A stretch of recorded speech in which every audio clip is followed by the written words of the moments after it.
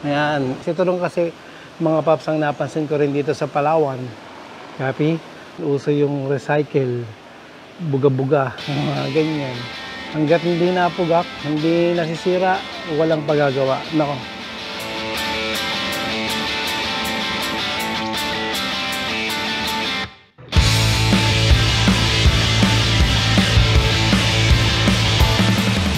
Yun, oh. Magandang pananghalian sa inyo lahat mga paps. Andito na naman tayo sa Master Garage Palawan.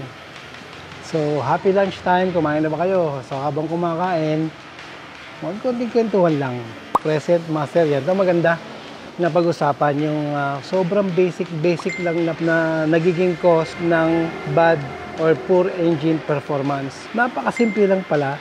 Yun lang pala yung mga dapat ninyo ring i-maintain na titignan palagi. Happy? Kaya medyo lalong napapamahal sa gastos. Go ahead. So maganda yung ating topic ngayon. So naghanda ako ng mga probable causes na pwedeng makaka-apekto sa engine performance natin on a daily basis. Yan yung mga ganyan. Kasi pag humihina ang hatak, ang dami natin pinagbibintangan, di ba? Pwedeng transmission, pwedeng engine, pwedeng ang dami nyo na talagang pinagkakamalan. Yan. Ilalagay na rin natin ito ng tanning. Yan. Lalagyan din natin yung tumingkilan. So unang-una po, tsaka sa mga sasakyan, ano yung mga feeling kapag ganito ang mga may problema. So, unahin natin mga paps yung air cleaner. Yan, yung mga air cleaner na ganito, na sobra-sobra ng dumi. Tanya yung mga ganyan. At ang bigat-bigat niya na. So, unang question paps kapag madumi yan, halimbawa, itong NP300, ay maraming air cleaner. Napaka-tricky nito. Ang dami pong nararamdaman nito na unusual na walang check engine. Ayun yung bilang gumaganyan yung naglalaro yung minor mo. Yan. O kaya sa takbo mo, biglang gumaganyan. Yan. Diba? Bilang gumaganon. Parang napuputol-putol, nagpupugak-pugak. Marami tayong mga pwedeng pagbintangan. Yung para air cleaner lang. So, napaka-basic lang. Mga paps, kapag po nag-change oil kayo, sabay nyo ng air cleaner. Every other change oil possible. Copy? Ang mga kasama na po dati, palit lang tayo ng air cleaner, parang okay na. Yan. Ngayon po, dapat sinasama na pong linisin yung mass airflow sensor. Yan, kagaya nito, nilinis na rin po namin yan. Sinasama na po namin yan, mass airflow sensor at saka yung manifold absolute pressure sensor. Ayan po kasi mga related dito sa hangin.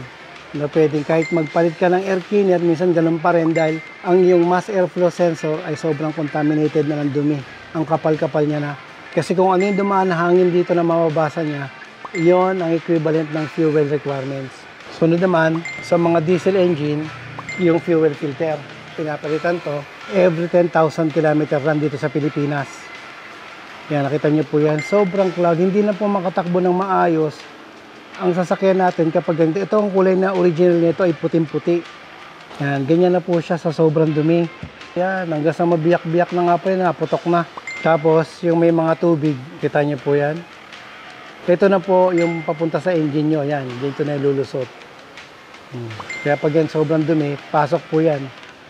Ang pinakadelikado po sa lahat ng mga ganitong sasakyan, yung mga GD engine.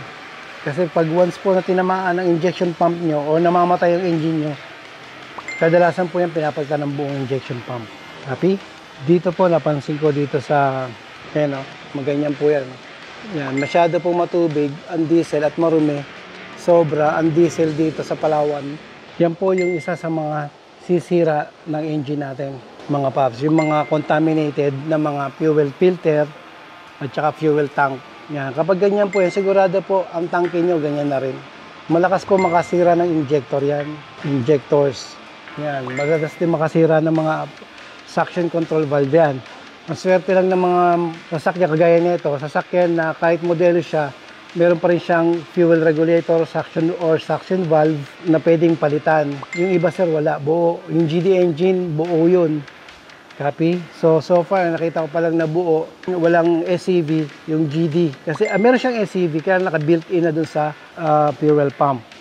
Copy? Kaya po yung mga bagong labas na po ngayon ng mga fuel filter, di ba ito yung ganito yung dati? Yan, ito na po yung mga bagong labas, mga bagong edition.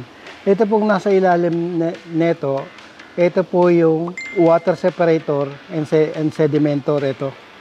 Kaya po pag nakalubog yan dyan, meron yung parang foam dito sa loob na humihigop ng mga tubig at mga solid particles. 'Di ba? Parang kagaya po nito yan. Na-imbak po kasi sa ilalim yan. So para hindi na po siya sumama, papasok ng sistema, masasala na siya po dito. Mahaharangan siya nito. Tingnan nyo mga paps, bubuksan ko to. Yung kabutihan ng may mga water separator na. Ayan, tanggal ko na. Ayan. Kuha lang ako ng bond paper na white siguro dito sa opisina. Ito po yung opisina. Yan po yung lounge ng Master Garage dito. Yan, pwede po kayo mag-stay dyan. Pwede sa taas, mahangin. Pwede dun sa loob. Meron din snack bar dyan. Isang piraso lang yan. Para makita natin. Kailangan lang natin to sa experimentation natin to prove to you guys na kapag sobrang contaminated ng fuel filter, akala natin, uy, diesel ang lumalabas yan. Dapat kulay Mountain Dew. Kapag po yung pinabayaan natin na hindi po tayo nagpapalit palagi ng fuel filter, tapos yung mga gasolinahan na pinapagasan natin, minsan tinutubig, binabaha. Yan po yan, maraming kalawang. Diba? Yan po yung mga sediments, yung mga dilaw-dilaw na yan. Yan po yung mga solid particles and sediments na natatrap dito, pati tubig. Kunin ko ito mga paps yan. Tignan nyo mabuti kapag yan ay pinisa ko. Parental guidance na sa kumakain mga paps ha. Yan o, tinan nyo po kung ano lalabas dyan. Yan o. Akala nyo po yan ay parang langis. Sobra. Yan o. Galing po ng fuel yan sir ha. Sabi 20,000 daw.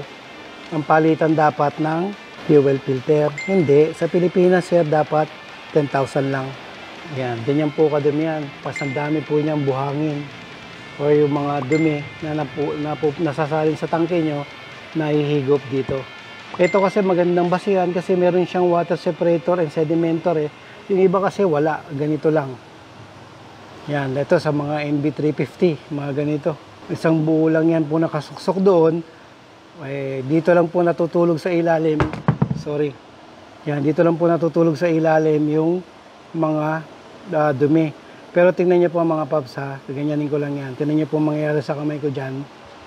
Yan o, tingnan niyo po. Oh. Parang langis. Ba't ganun? Ba't parang langis, di ba?